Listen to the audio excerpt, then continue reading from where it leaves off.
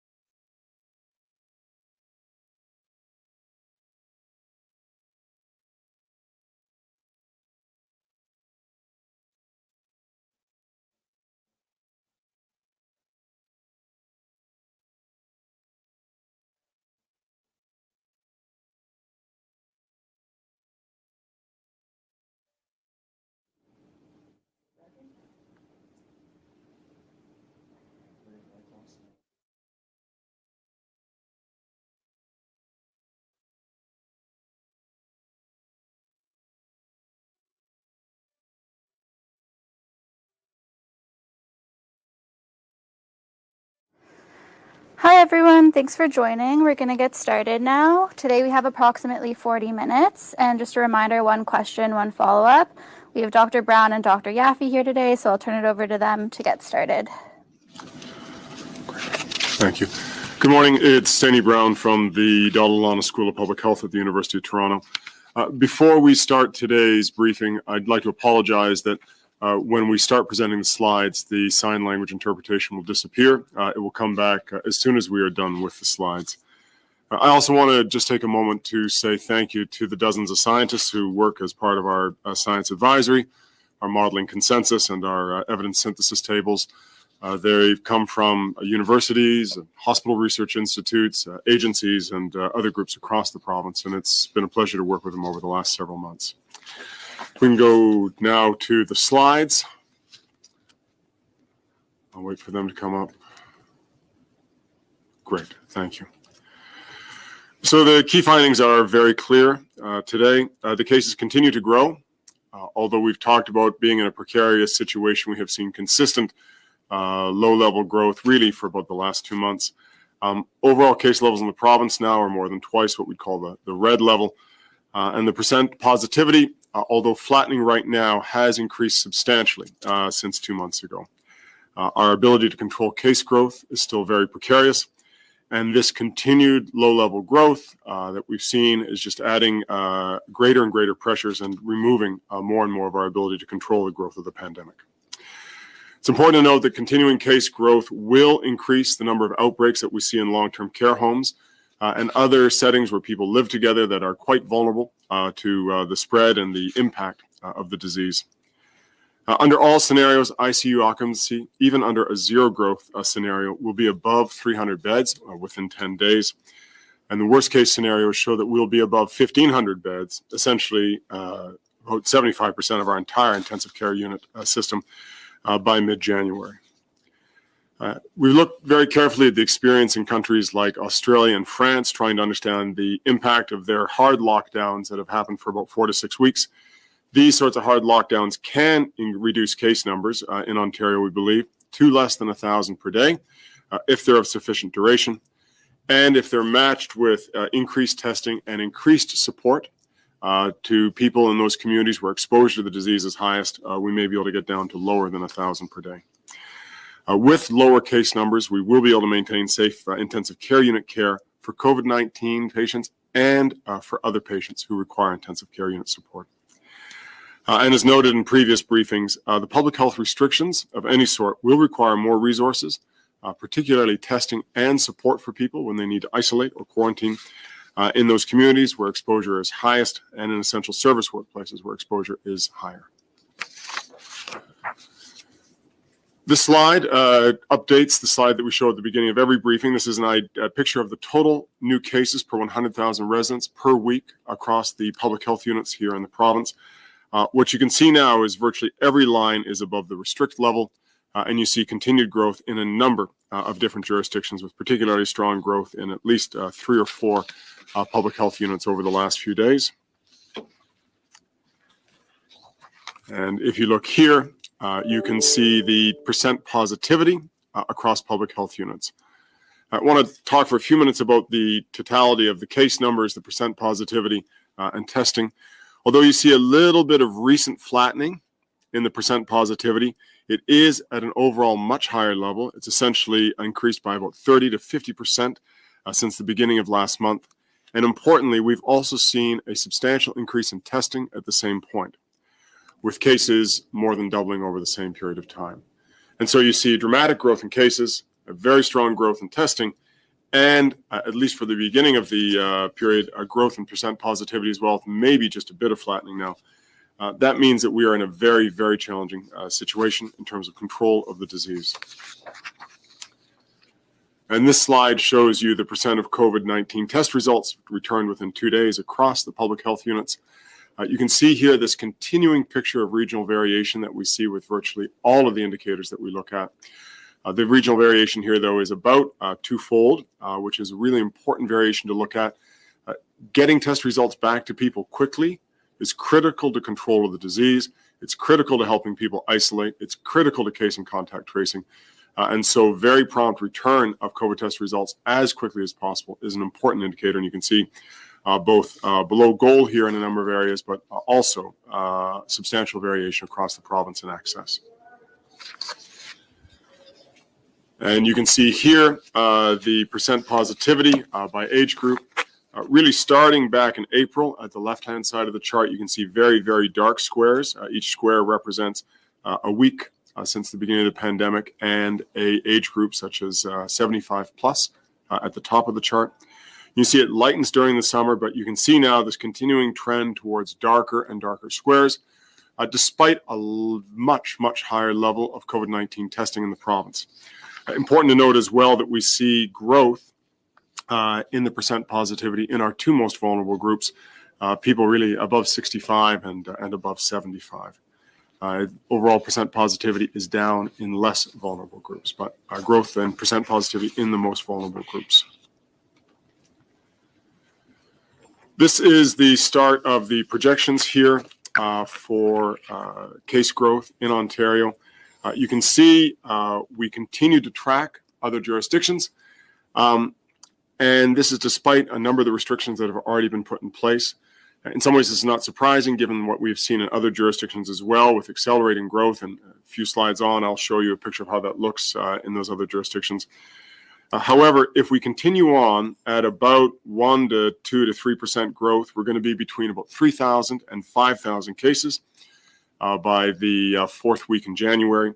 If we see substantial growth at 7%, similar to what we might see as similar to other jurisdictions where it's taken off, you could see greater than 30,000 cases by the end of January. So important to note that we're in a place still with very, very strong growth potential, and even flattening of the curve, just about 1%, which we've seen as a very consistent cases in terms of the growth in hospitalizations and ICU admissions. The last time we presented the briefings in the earlier fall.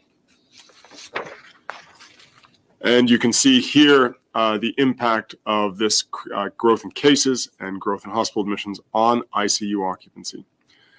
Under any scenario, we are now above 300 beds by the end of December, even under a zero growth scenario from here on. And in more severe scenarios, for instance, a 7% growth in cases, we will have about 1,500 ICU beds occupied with COVID-19 patients by the end of the third week, beginning of the fourth week of January. So significant growth, even at 3%, which is less than we've seen over the last several days. On average, you still see about 600 beds occupied by the end of January. It's important to note, too, that this is not an issue of a small amount of ICU occupancy being consumed across every intensive care unit in the province. It is clustered heavily in those regions that we showed at the beginning, with quite significant impacts on access to care and impacts on the quality of care. On this slide, we're just taking a minute to make a couple points about the importance of maintaining ICU occupancy at a manageable level. The first thing I want to note, and if you look at the bottom left-hand panel, that top bar in that chart that's labeled elective, about 15% of total ICU admissions, that's a bit of ICU care that essentially can be played with or delayed, perhaps rescheduled, related to surgery. If you look down below at the non-elective, the 85% of the total, that's really the portion of ICU care that cannot be delayed.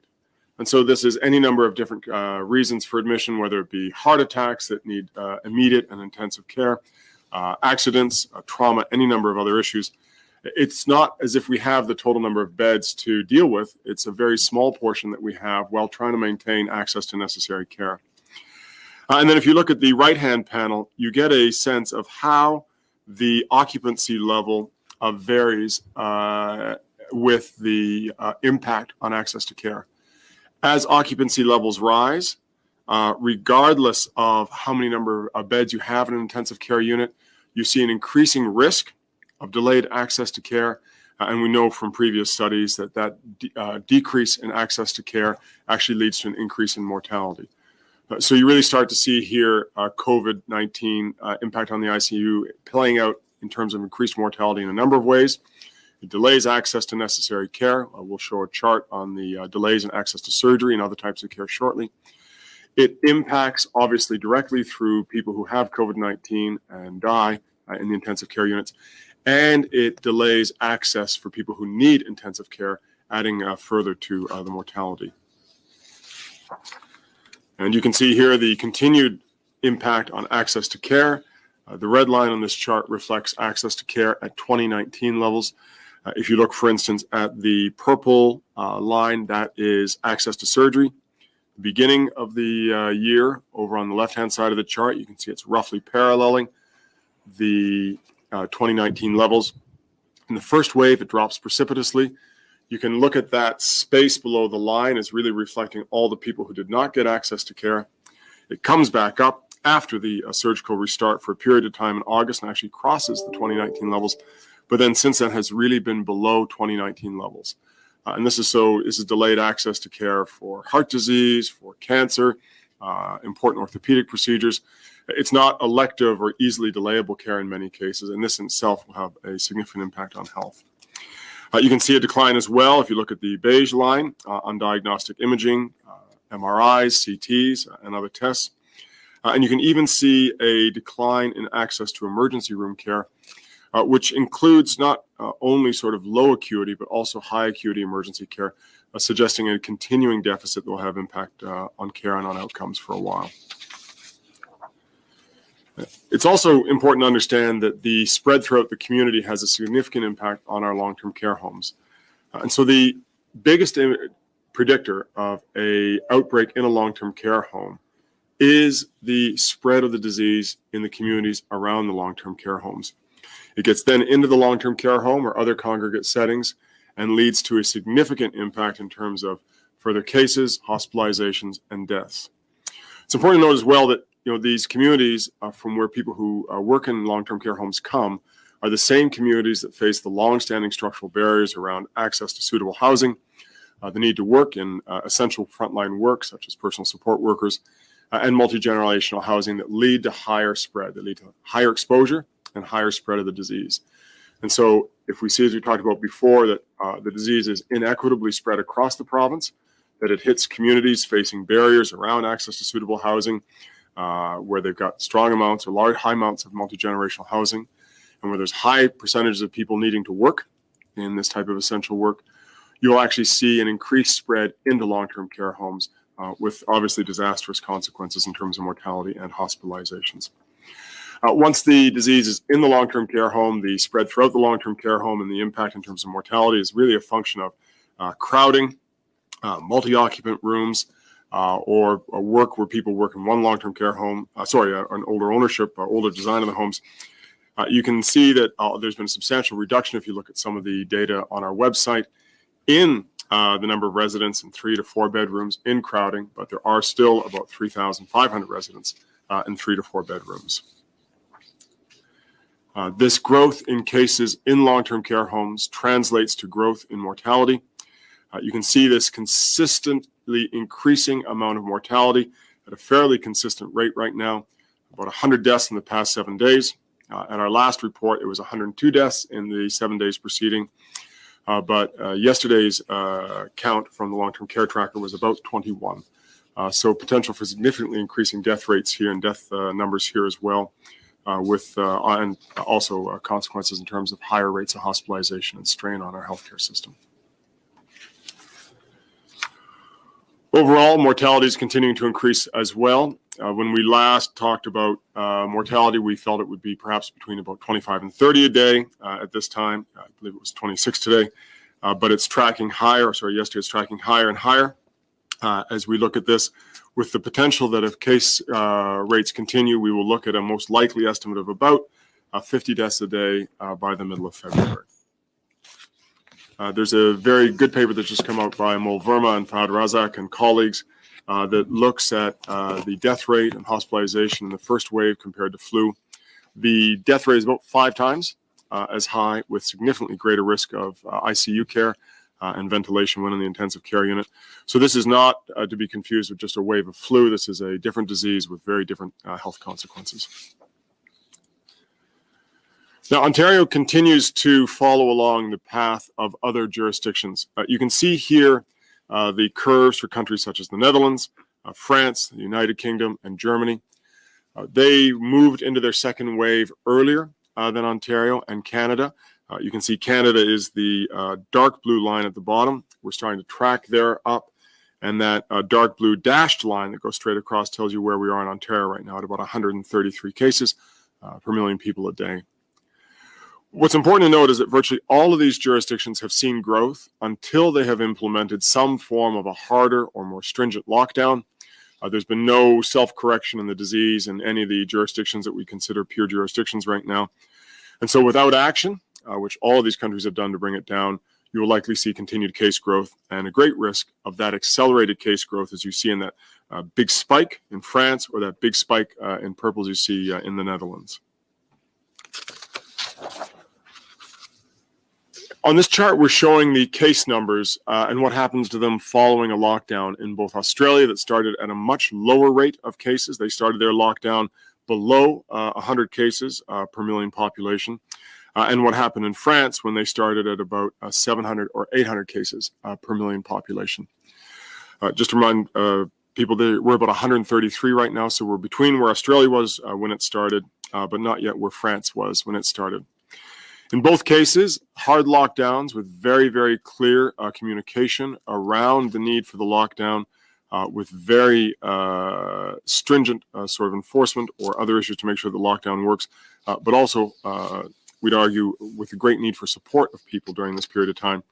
You can see a very significant shift downwards, despite the different levels at which they've started, a very similar as well as significant shift downwards in the number of cases. In Australia, about 12 to 16 weeks, depending on how you look at the duration of the lockdown, and in France, about 7 weeks.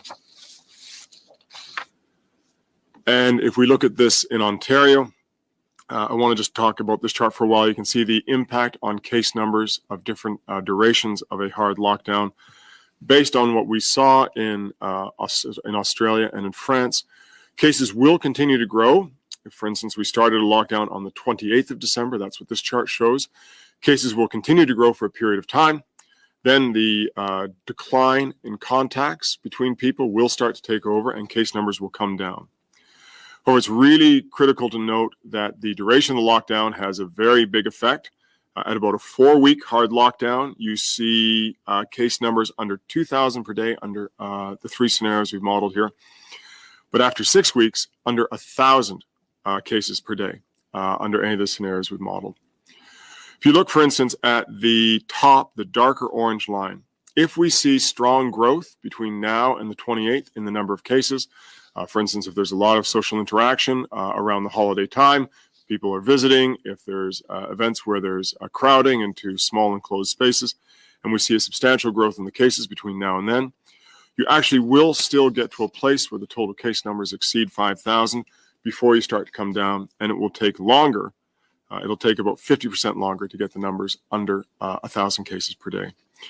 If instead we see really kind of a steady state around 2,000 cases until a, say, 28th of December lockdown would start, you can see a much quicker decline under 1,000 cases, with that happening well under 1,000 cases by the end of 4 weeks, and likely under 500 cases a day by the end of the 6 weeks. So a substantial dividend in terms of reduced cases.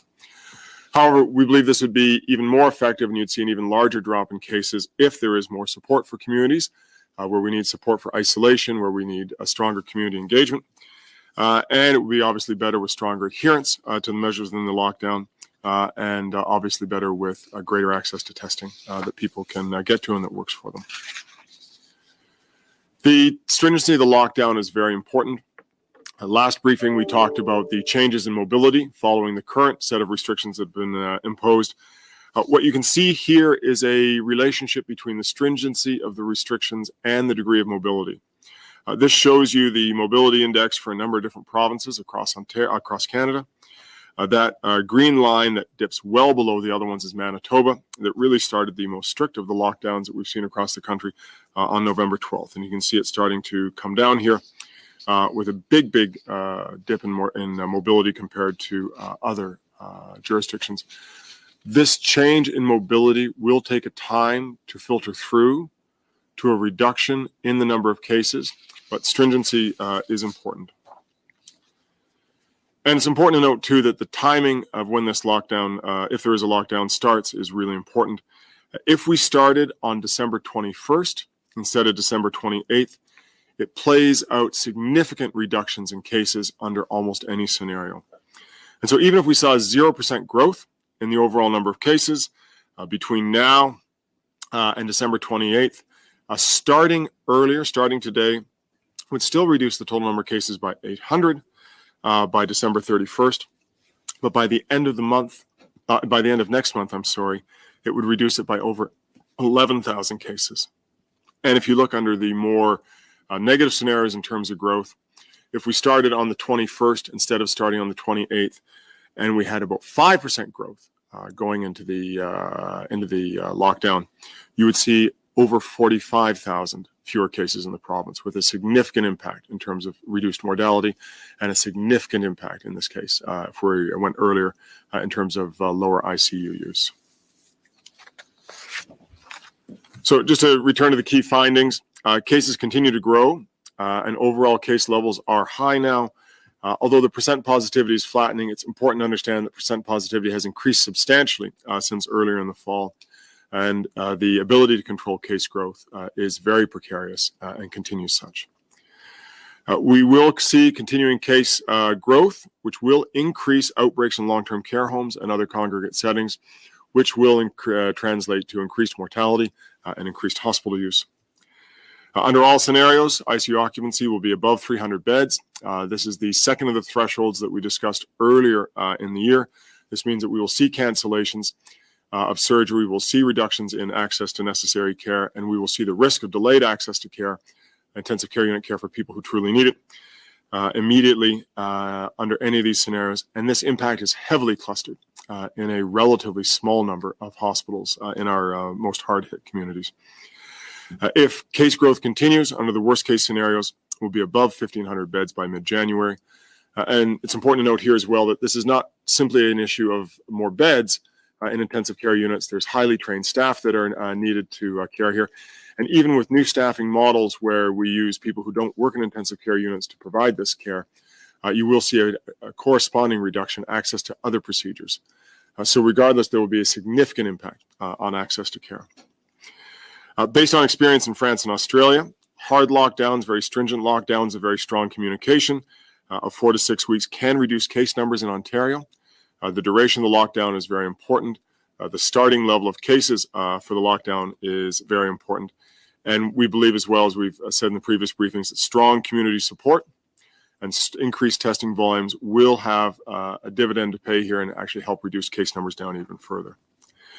With lower case numbers, we will be able to maintain safe ICU care for COVID-19 and COVID-19 patients who require this. And just to emphasize again, these are not elective patients. These are patients who need immediate intensive care. So not something that can be delayed. And we need to think both of reducing the burden of COVID-19, but also the way that COVID-19 patients create a barrier for other patients who need care.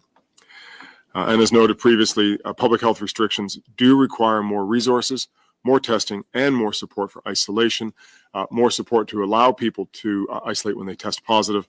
in communities and essential services workplaces where exposure is higher. And with that, we're done the briefing, and I believe we can go to questions now. We'll go to the phone lines. Just a reminder, one question, one follow-up. Over to the first question, please.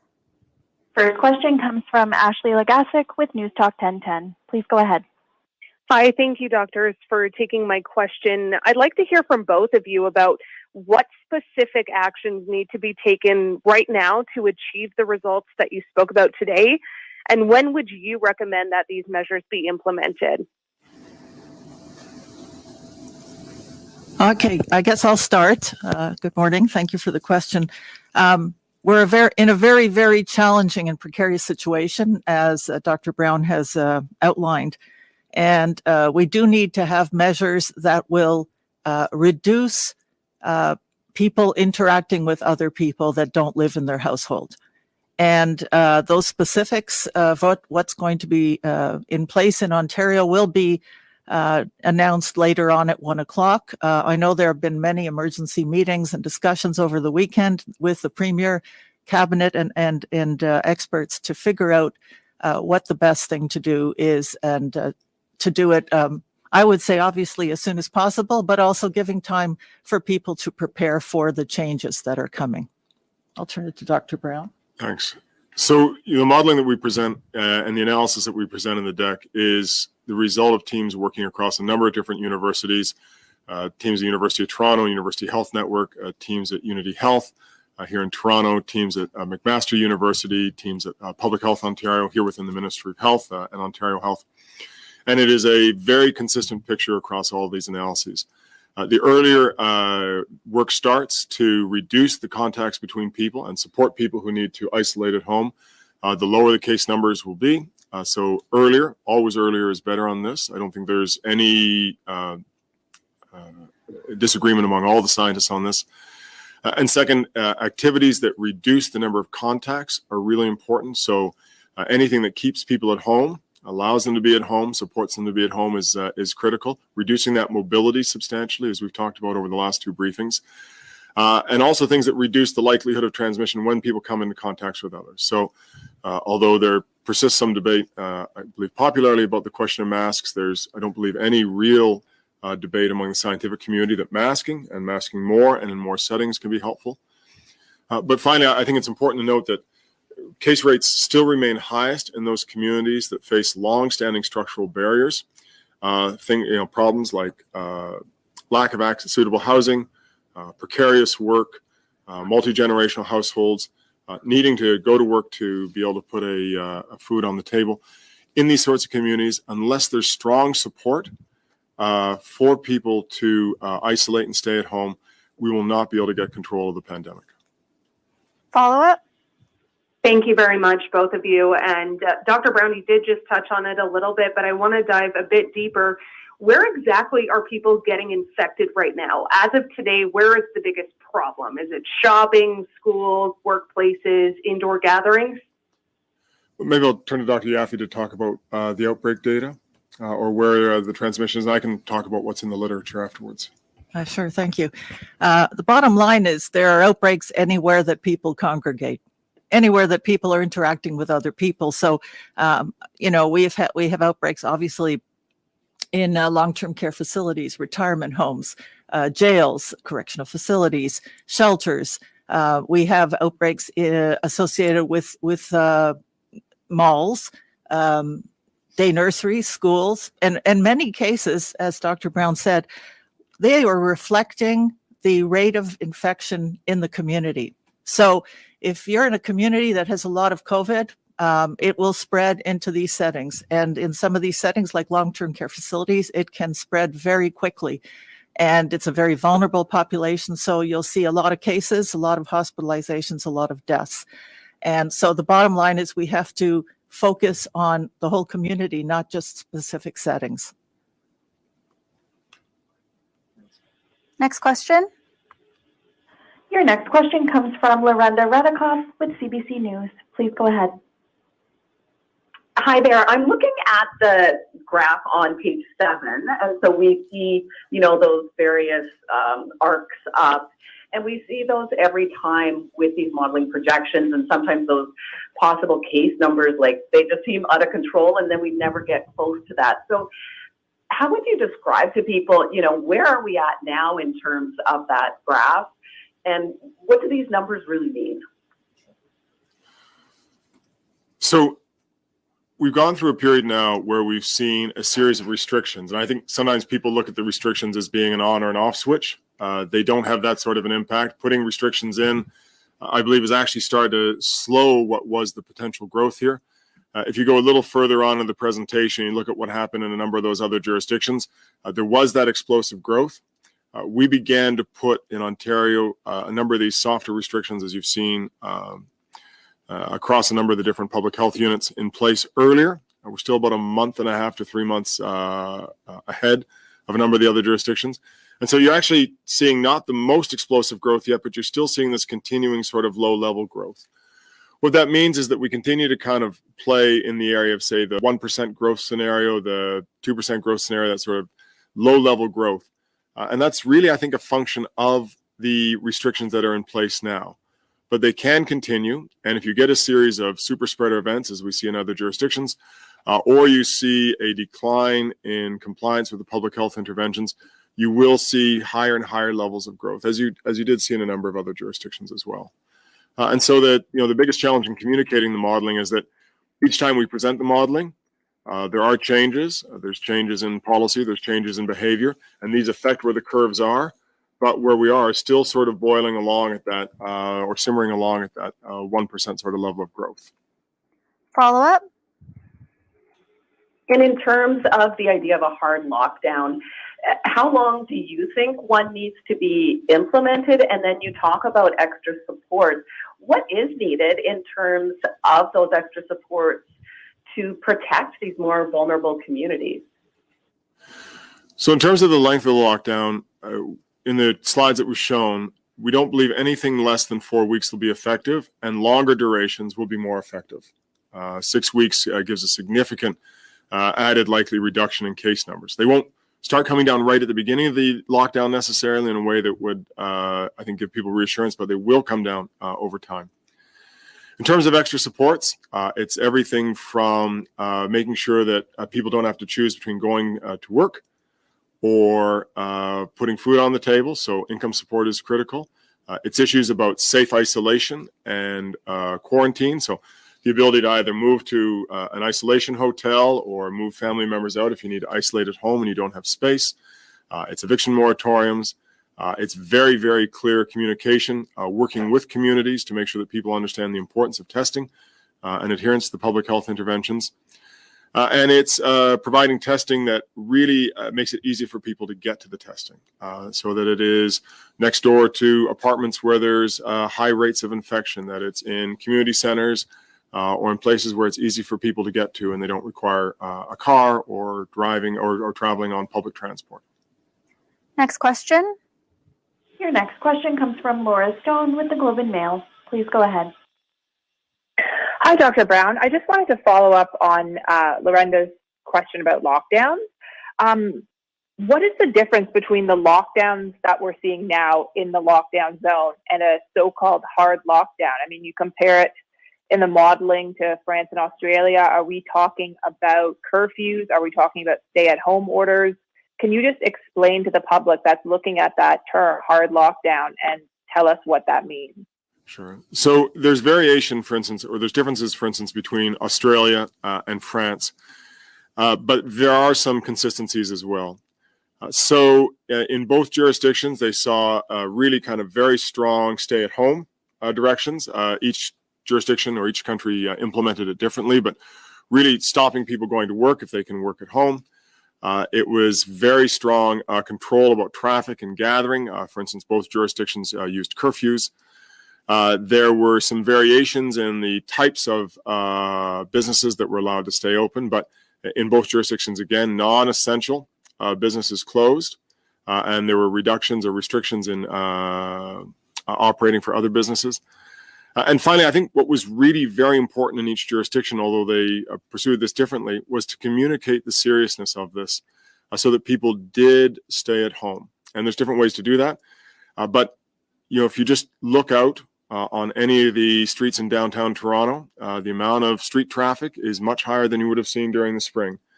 If you just, I look out of my apartment every morning and it's like it was in January or February, not like it was in April. So there's a lot of movement, a lot of contacts, a lot of exchange, and both jurisdictions were very clear about communicating that. And as you've seen, other jurisdictions such as Germany need to kind of communicate even more strongly and put more measures in place to try to control that. Follow up?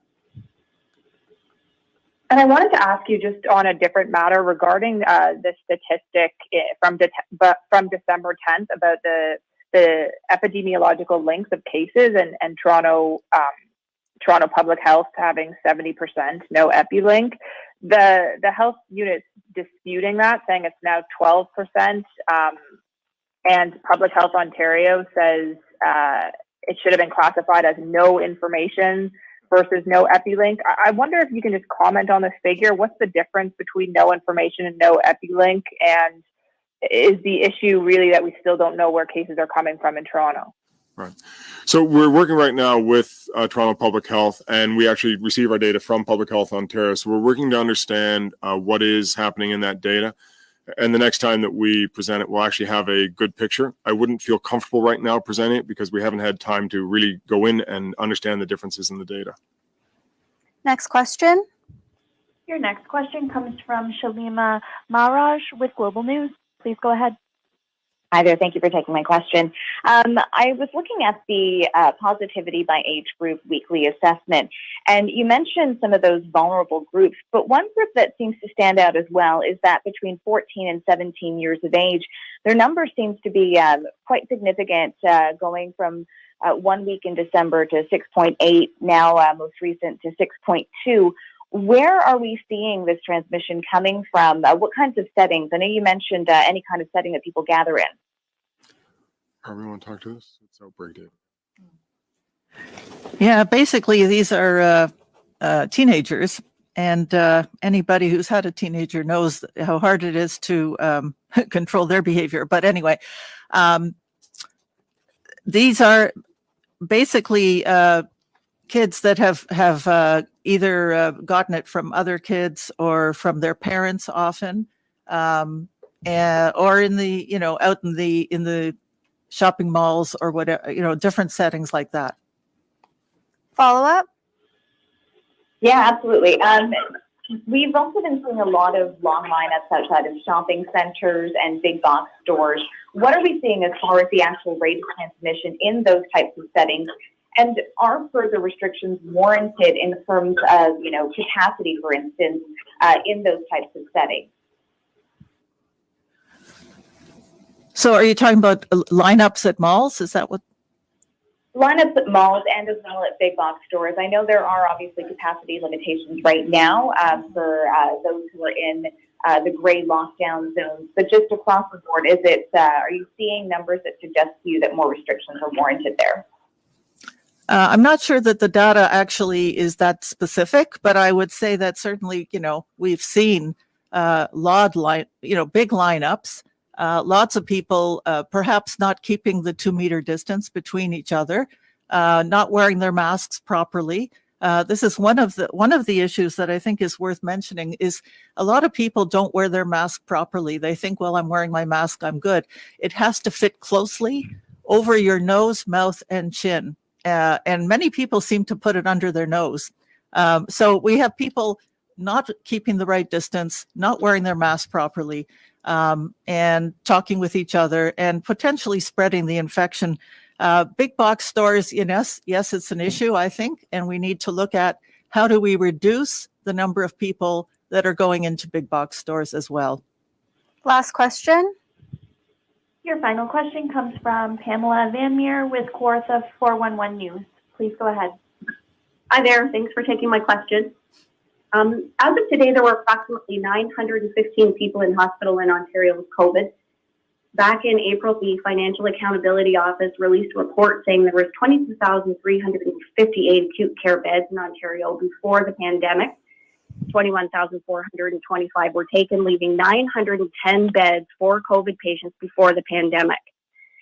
Since then, the government has announced 3,303 new beds for COVID patients. On April 16th, they announced more than 1,000 acute care beds and 1,492 new critical care beds. Then on October 27th, they announced a further 776 new beds. So what happened to all of those new beds? Well, I can start. I think that beds are obviously very important, but a bed is of no use without the human resources, the staffing that are often very technical and need to be trained to staff those beds. So they are being implemented, as well as looking at the staffing. I think we need to look also at, as time passes, our population is aging, and we have more people who need procedures or have serious health issues. And we have more people in general. So there are a lot of different factors playing into this, but I think the big thing to remember is a bed alone is useless. You need the staff to go with it. Follow up, and this is the last question. The government has had 9 months to address those staffing issues. What have you done? There's a lot of work happening around that, and but you can't just produce a trained nurse out of the thin air. And there are a lot of different programs happening to increase staffing for nurses, PSWs, and others. Thanks, everyone.